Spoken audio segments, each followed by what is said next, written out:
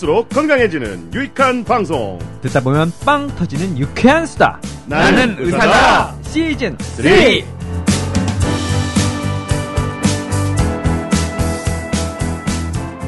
안녕하세요. 깜신 김정엽입니다. YG 강량구입니다. 준이 김광준입니다. 노영 노규식입니다. JYP 박재영입니다. 다섯 명. 오늘 멤버는 5명. 꽉 찼습니다. 마이크를 다 채웠습니다. 아니, 준이 이번에 어떻게 카자흐스탄 순회 출장까지 다 마치고 왔는데 어떻게 지냈어요? 오랜만이에요.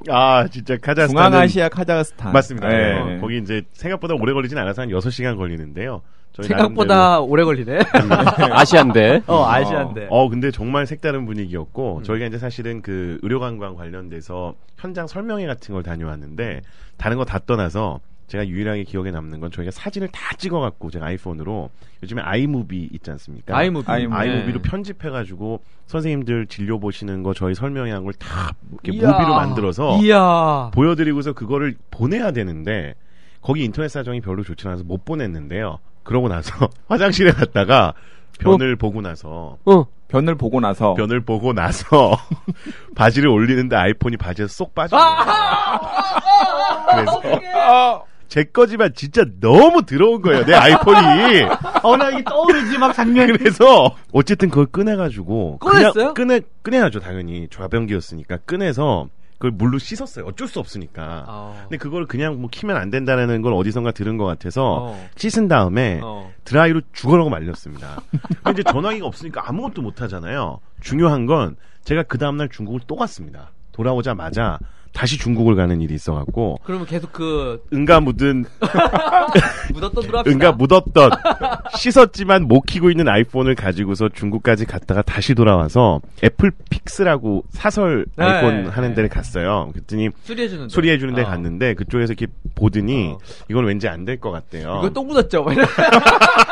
아마 안쪽에는 뭐가 있었나 봐. 그걸 분해하고 나니까. 근데 또 분해하고 나면 정식 수리를 못 받는데요. 네, 그렇대요. 네, 못 받는데요. 그래서 정식 수리점에 갔더니 이거 여셨네요. 이러면서 수리를 안 해주는 거예요. 리퍼비치도 안 된대요. 리퍼비치인가 뭔가. 그 사설 업체에서도 수리가 못 한다고 그러고. 네, 못 한다 그래갖고 그냥 리퍼비치를 받으려고 갔어요. 뭐 바꿔준다 그래갖고 그 아이폰 매장에 직접 가서 봤더니 열었으면 또 안 해준대요. 맞아요. 그래서 그렇죠. 네, 제 아이폰은 그래서 하늘나라로 갔고요. 그 파일은? 파일 다 날아갔죠. 진짜 그 출장 왜 간 거야?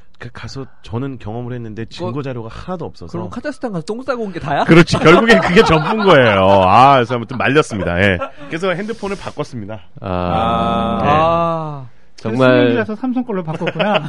근데 인터넷 사정이 안 좋아서 자동 백업 이런 것도 안 된 거예요. 아이고야. 와이파이나 이런 게 너무 느려가지고 도저히 이게 백업이 안 되더라고요. 하다가 끊기고. 네, 안타깝고 더러운 사연. 감사합니다. 아니 카자흐스탄 가서 뭔가 대단한 경험을 하고 온 줄 알았더니. 저는 되게 많은 경험을 했는데 보여줄 수가 없는 거죠. 자료가 없어서. 아무튼 오늘 오랜만에 뵈서 반갑습니다. 네, 반갑습니다. 네.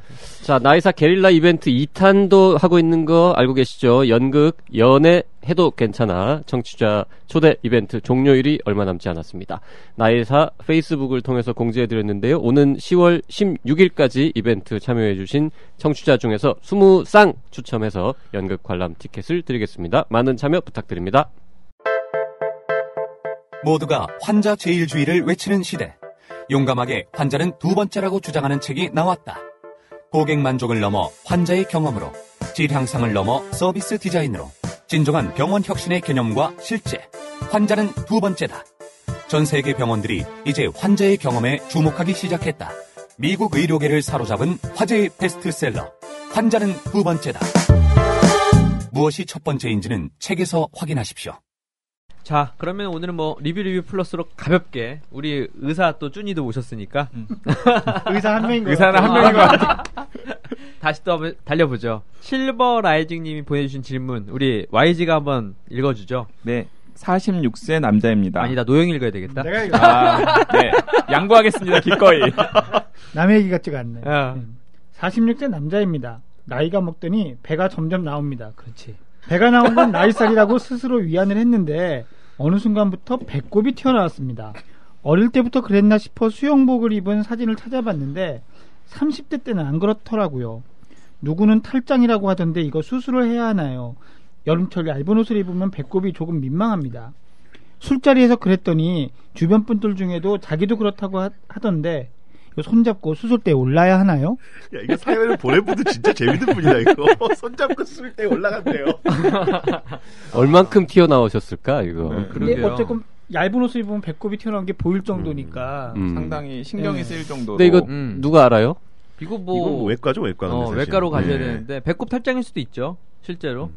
이게 탈장이 이제 서해부 탈장이라고 그래가지고 팬티 라인 아래쪽으로 이렇게 나오는 경우가 있어요. 그래서 마치 고환이 옆으로 튀어나온 것처럼 보이는 그 서해부 탈장인 경우도 있고 배꼽 탈장인 경우도 드물게 있으니까. 근데 46 되신 분이 갑자기 생겼다. 대개는 근데 배 나오면서 배꼽이 유난히 더 도드라지게 이렇게 튀어나오는 경우들이 있나요? 그러니까 탈장 아닌데? 탈장이 아니더라도요. 사실 저희 내장 지방 증가하면서 배꼽 조직이 좀 퇴화가 덜 된 분들 같은 경우에는 이렇게 나올 수는 있거든요. 근데 그거는 진짜 봐야지 합니다. 이거는 말씀하셨던 배꼽 탈장인지 배꼽류라 그래갖고 저희 이렇게 무슨 실 이렇게 쓰는 거 표현 있거든요. 이게 뭔가 이렇게 좀 들어가 있는 거. 그런 건지 구별하려면 이건 진짜를 보셔야 돼요. 그럼 실버라이징님은 어디 과를 가셔야 외과 가셔야 돼요. 외과 가셔야 돼요. 외과. 근데 배꼽류면은 수술 안 하나요? 어떻게? 배꼽류도 심하면 수술해야 됩니다. 네. 왜냐하면 탈장이든 류든 결국에는 그쪽으로 나온 조직이 실제로 있으면 피가 안 통해가지고요. 괴사되기 때문에 썩기 때문에요. 만약에 배꼽류가 심하다 그러면 진짜 그거는 수술해야 될 텐데 이런 분들은 대부분의 경우에는 그냥 배꼽 조직이 살짝 뱃살에 밀려갖고 나오는 경우가 많아서 대개는 사실은 큰 문제 없죠. 그죠? 네, 제가 볼 때는 별로. 자, 외과에 가보셔야 됩니다. 그런데 어쨌든 외과를 한번 가보시는 게 좋다. 그렇습니다. 하여튼 근데 민망하셔서 수술을 원하시면 이게 수술적 치료로 개선은 될 겁니다. 손 잡고 수술대에 올라가실 필요는 없을 거예요. 자, 보리숨님이 보내신 질문 제가 읽겠습니다. 써니님 얘기 듣고 궁금한 게 생겼는데요. 오늘 써니는 참 왜 안 나왔어요? 마이크가 없어가지고요. 밀렸어요. 밀렸어. 자, 5살, 7살 무렵에 교통사고를 당했는데 다행히 차가 한쪽 발을 밟고 지나가자마자 마침 지나가던 유치원 선생님이 보시고는 빨리 병원에 간 경험이 있어요. 이 일로 배운 게 사람이 공포에 잡아먹히면 순간 주변이 슬로우 모션처럼 보일 수 있다는 것. 또 얼음이 되어서 머리도 입도 몸도 다 굳어버린다는 것인데요. 이런 경우 여기서 어떻게 빨리 탈출하나요? 성인이 되고 나서 이런 적이 한 번 있는데 마주하지도 도망가지도 못하는 제가 싫어요. 이건 노형 파트 같은데? 네. 이 사람이 감각이 과잉 활성화되는 경우가 있어요. 그래서 이렇게 시각적인 자극이나 이런 게 되게 생생하게 프레임, 그러니까 시간 단위로 이렇게 기억이 나는데 이런 경우는 대개 교감신경이 너무 활성화되거나 이제 이런 거고 교감신경이 활성화되는 가장 대표적인 게 큰 충격을 받는 거죠. 그래서 소위 말해서 자뇌와 우뇌가 소통이 돼야 되는데 한쪽이 그런 기능을 잘 못하게 되면 이런 일들이 생길 수 있거든요. 사실 이런 일은 매우 충격적인 상황에서 벌어지기 때문에 너무 놀라거나 일상에서 이런 일이 반복되는 일이 적은데 일상에서 이런 일이 반복되면 그때는 조금의 테크닉이 좀 필요해요. 제일 좋은 테크닉이 뭐냐면 이제 이런 분들이 흔히 발표나 회의나 이럴 때 이런 경험을 하는 경우가 많거든요. 그래서 나를 쳐다보고 있는 사람이 있을 때 이런 비슷한 경험을 하는데 그럴 때는 그런 분들을 우스꽝스럽게 만들면 돼요. 가장 대표적인 방법이 뭐냐면 발가벗기는 거예요. 정확히 무슨 말이에요? 그게 실제로 사람을 발가벗길 수는 없잖아요. 머릿속에 상상을 하는 거예요. 나를 긴장하게 하는 사람들을 우스꽝스럽게 만든다. 내 관객들이 청중들이 다 발가벗고 앉아있다고 상상을 하는 거죠. 변태 아니에요? 그러면? 그러니까 뭐 코스형 같은 걸 그냥 일부러 그려본다거나 뭐 그런 것도 좋아요. 사실은 핵심은 리디큘러스하게 만드는 거예요. 이게 해리포터에서 두려움을 떨치는 마법이 리디큘러스거든요. 이게 참 기가 막힌 그러니까 자기 긴장을 좀 이완시키는 거군요. 그렇죠. 이완시키는 가장 좋은 방법이 두려운 대상을 우스꽝스럽게 만드는 거예요. 근데 발가벗긴다는 예는 제가 든 게 아니고요. 글레노 가바드라는 미국의 되게 천재적인 정신과 의사가 있는데 그 사람이 얘기하면서 제안한 방법이에요. 그렇게 해서 우습게 생각하고 권위를 떨어뜨려야 내가 불안하지 않다는 거죠. 정말 괜찮은 아이디어 같은데? 저는 노형말을 듣겠습니다. 그분은 상관없습니다. 근데 그 보리스님이 보내신 질문이 사실은 굉장히 중요한 질문 같아요. 왜냐하면 심리학 분야 중에서 생존 심리학이라는 분야가 있잖아요. 근데 그게 이제 뭐냐면 이제 사고가 났을 때 어떤 사람들은 살고 어떤 사람들은 죽잖아요. 근데 죽는 사람들의 상당수가 살 수 있는데도 죽는 경우가 많대요. 근데 그분들이 왜 죽냐면은 아주 다급하고 긴급한 순간에 움직여야 되는데 움직이지 않고 그냥 그 자리에서. 얼어버리는 거예요. 예, 사실 근데 그거를 예방하기는 대단히 어려워요. 네. 어려운데 제가 생각하기에는 평소에 긍정적인 생각을 많이 하는 분들이 조금 유리해요. 우리가 왜 얼게 되냐면 소위 말해서 파국적인 사고라 그러죠. 이제 끝장났다. 네. 나는 죽었다. 포기. 왜 그 냉동창고 안에서 그 얼어 죽은 분이 사실은 그 냉동창고가 고장나 있었다. 이런 얘기 들어보셨죠? 네. 들어본 적 이렇게 있던 것 같아. 내가 네. 파국을 네. 상상하게 되면 더 못 움직이게 그리고 되거든요. 물에 빠졌을 때도 사실은 저체온증에 걸릴 상황이 아니고 심지어 물에 빠질 상황이 아닌데도 죽는 분들이 있잖아요. 근데 그런 분들이 되게는 비슷한 거죠. 네. 우리 뇌가 실제로 일어나는 일하고 야. 일어났을 일을 상상할 때랑 활성도의 어떤 유사성이 90%나 된대요. 네. 그러니까 실제와 상상이 뇌 활동을 비교하면 10%밖에 차이가 안 나는 거거든요. 그러니까 실제 상황은 그런 상황이 아닌데 뇌는 그런 상황이라고 생각을 해버리는 생각하게 되면 거군요. 몸이 따라 움직이게 되는 거죠. 거기에 따라서 감정도 반응을 하게 되고. 그러니까 긴급한 순간에 미션 임파서블의 그 주인공 톰 크루즈처럼 막 이렇게 딱 행동해줘야 되는데 멈추지 않고 바로 행동을 해줘야 되는데 그게 약간 이제 레이턴시가 생기는 거죠. 그렇죠. 거기서 내가 이걸 벗어날 수 있다라는 생각을 해야지 움직이는 거잖아요. 그런 영화를 많이 보는 건 도움이 될까요? 되겠냐 그게? 진짜 잔인하다요. 근데 아니 나는 그런 영화를 자꾸 보는 거는 도움이 근데 그래서 이 비행기 같은데? 승무원들이나 아니면 이제 특수 훈련에 들어가는 군인들이나 경찰들이나 정보원들 이런 사람들은 이런 훈련이 굉장히 중요하다고 그러더라고요. 그러니까 그런 거를 모의 훈련을 하고 어떤 상황에 자꾸 노출시켜서 보여주는 건 도움이 되지 않을까요? 그 군인이나 특수요원이 훈련하는 건 도움이 되죠. 왜냐하면 그 상황을 자꾸 학습시켜가지고 내가 너무 놀라지 않게 하는 거거든요. 근데 우리가 미션 임파서블의 그 비행기에 매달려 있는 걸 상상하면서 내가 저럴 거라고 보는 건 너무 피곤한 일 아닐까. 그렇지. 죄송하고요. 사과하겠습니다. 좀 다시 이분의 질문 돌아와서 답을 하나 더 드리려면 성인이 되고 나서 이런 적이 한 번 있었는데라고 말씀하셨잖아요. 그러니까 한 번, 두 번 정도 있는 거는 괜찮아요, 사실. 근데 이런 부분이 자주 생겼을 때는 아까 말씀드린 대로 그 나를 두렵게 하는 것들을 우습게 만들 수 있는 방법들을 머릿속으로 상상을 해보시면 도움이 되실 거예요. 그리고 가능하면 평소에 좀 긍정적이고 낙천적인 생각들을 가지고 그게 현실과는 다르더라도 위기 상황을 탈출하는 데는 분명히 도움이 됩니다. 나는 생존할 수 있다, 성공할 수 있다, 극복할 수 있다. 네, 이거 할 수 있고 이것도 될 것 같고 이렇게 생각하는 쪽이 훨씬 좋죠. 네. 이거 약물 치료는 없나요? 약물 치료가 의미가 없어요. 왜냐하면 이런 순간에 누가 내과 의사 아니랄까 봐 거기서 또 약을 쓰려고 그래. 갑자기 궁금해졌어요. 이런 순간이 자주 일어나면 약물 치료가 가능해요. 벤조다이제핀계 약물이나 이런 걸 쓸 수 있어요. 근데 이게 약이 있네. 가끔가다 일어나는데 네. 이거 뭐 그렇죠. 들고 다니다가 네. 이렇게 주사를 찔러 놓을 수도 없고. 이 정도면 답변이 되지 않았을까 싶네요. 예. 자, 이번에는 이혜연 님이 보내신 질문입니다. 제가 읽어볼까요? 약 설명서를 보다 보면 드물게 혹은 때때로 이런 단어들이 보이는데요. 어떻게 받아들여야 하나요? 단어가 너무 주관적입니다. 이건 나도 공감하는 네, 거야. 사실 저도. 좋아. 좋은 네. 질문이에요. 아니, 약이 전문인 쭈니. 모를 것 같은데 이게 저희가 임상 실험을 해가지고 사실은 설명서, 그러니까 레이블링 한다 그래갖고 임상 시험 데이터가 나오면 무슨 부작용이 몇 %에서 나왔으면 되는 거 다 있지 않습니까? 네, 그러면 있죠. 보통 통상적으로 저희가 1%, 5%, 10%로 나눠서 1% 미만은 굉장히 드문 경우에 부작용이라고 얘기를 하고요. 5%는 일어날 수 있는 가능성이 꽤 있다. 10%는 빈번하게 일어나다 이렇게 나눕니다. 근데 이게 약마다 또 다 달라가지고요.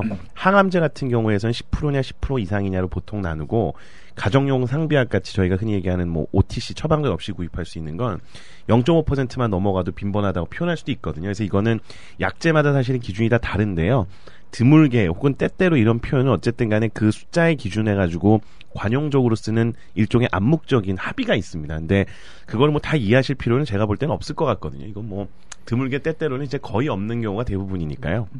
이게 드물게보다는 흔한 게 때때로죠. 네. 그렇죠. 어쨌든. 네, 네. 맞아요.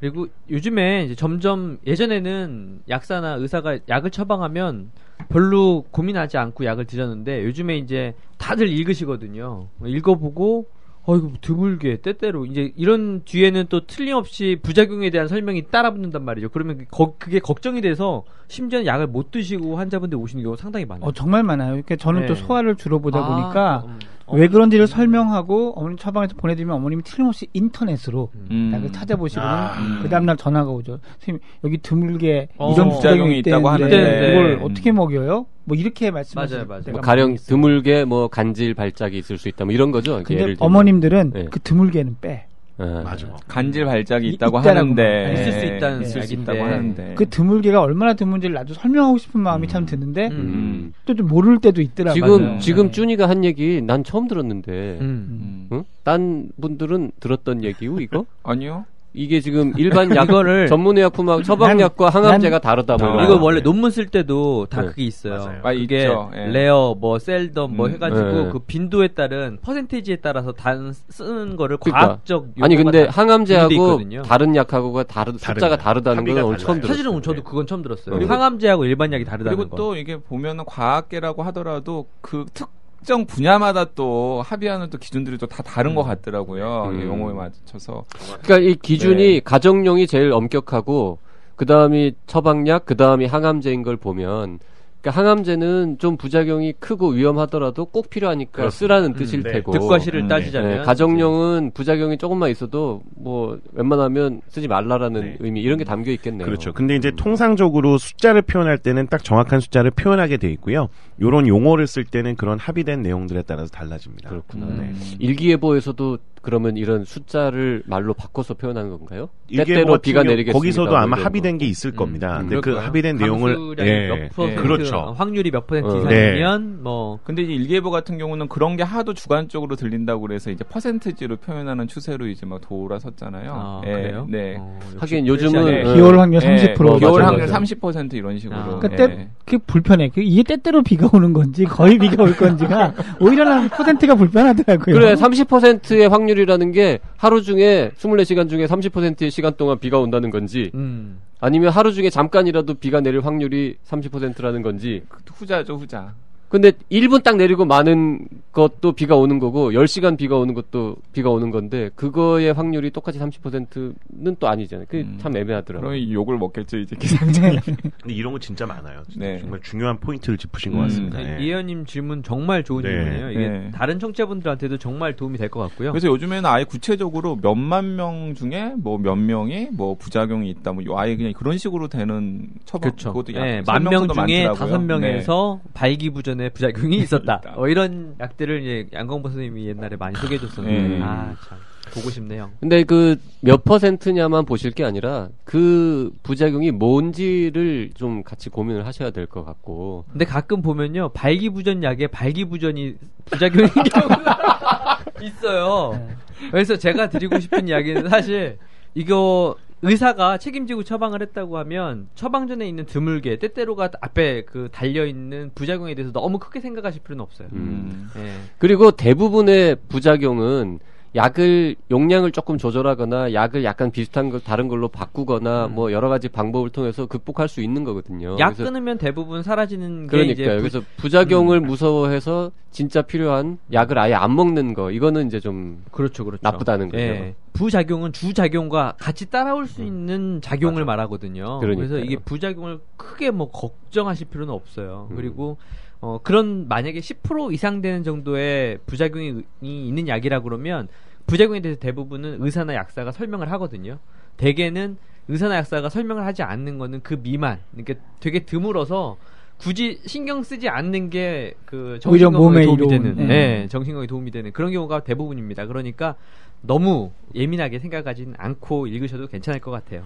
추가적으로요. 네. 이거를 숫자를 모른다고 절대 그 의사가 훌륭하지 않은 게 아닙니다. 저희는 많은 분들이 이 숫자를 대는 거에 대한 신뢰도가 많다라는 거에 대해서 착각을 하셔서 이거 당신이 약 몇 %에서 부작용 되는지를 못 말한다고 해서 그 의사분이 신뢰할 수 없는 게 아니니까요.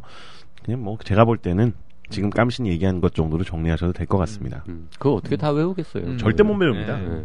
자기가 잘 많이 쓰는 약만 몇 개 외우는 거죠. 맞아요. 그리고 유능한 의사는 부작용이 생겼을 때 그거를 없애거나 해결하는 방법도 잘 알고 있는 사람들이기 때문에 부작용이 생기면은 화를 낼 게 아니라 그 약을 처방한 의사한테 알리고 이거를 같이 해결해 나가는 게 이게 제일 바람직한 근데 이 자세죠. 부작용만 잘 설명해도 사실은 가끔 명의가 될 때는 맞아요. 맞아요. 이거 이럴 수도 있는데 그럴 때 그러니까 저희 사실 봐봐 부작용이 생겼어. 근데 의사가 말을 해주지 않은 부작용이 생기면 와 막 불안하고 맞아요. 화나는데 그렇죠. 의사가 이런 일이 부작용이 생길 수 있습니다라고 했는데 6일 있다가 딱 생기면 생겨. 오 명인데 진짜 그렇다니까. 맞췄어 네. 이럴 수도 있잖아요. 이비인후과에서 쓰는 약 중에 젖에 몽우리가 지는 약이 있어요. 부작용으로. 근데 이게 한 10명 처방하면 1명 10% 정도 안쪽인데 문제는 저도 처음 이 지금 부작용을 내 환자 경험했을 때는 환자분이 당황해서 오신 거야. 그래가지고 그럴 수 있다. 근데 늦은 거지 이미 설명이. 그 다음부터는 항상 설명을 항상 이 약을 처방할 때는 이게 한 10명 중에 1명이 젖이 뭉치는데 그런 사춘기처럼 젖이 뭉쳐도 놀라지 마시고 산부인과 가지 마시고 저한테 오시면 제가 약만 조절하면 금방 사라진다. 그러니까 이제 그 얘기를 듣고 간 환자분들 중에 실제로 이제 젖이 뭉쳐서 오시는 분들은 날짝 신기해야지. 씩 웃으면서 그 의사 환자의 대화가 얼마나 중요한지를 맞아요. 새삼 또 확인하게 맞아요. 되는. 네. 자, 오늘 리뷰 플러스 여기까지 할까요? 네, 여기까지 하죠. 나이사에 질문 있는 분들은 나는쓰다 페이스북, 아이튠즈, 팟빵, 카카오 페이지에 댓글로 질문을 보내주시기 바랍니다. 1666-1895번 문자 질문도 많이 보내주시고요. 당연히 공짜입니다. 그리고 radio@docdoc.co.kr로 이메일 질문과 음성 질문도 보내주세요. 나의 건강이 아닌 우리 모두의 건강을 생각하는 방송. 더 건강한 대한민국을 꿈꾸는 개념 방송. 신방과 나온 의료 전문 변호사 그리고 법과 윤리를 전공한 의사 출신 저널리스트가 진행합니다. 매주 금요일 오전 10시 볼리는 신문? 아니 들리는 신문 히포크라테스!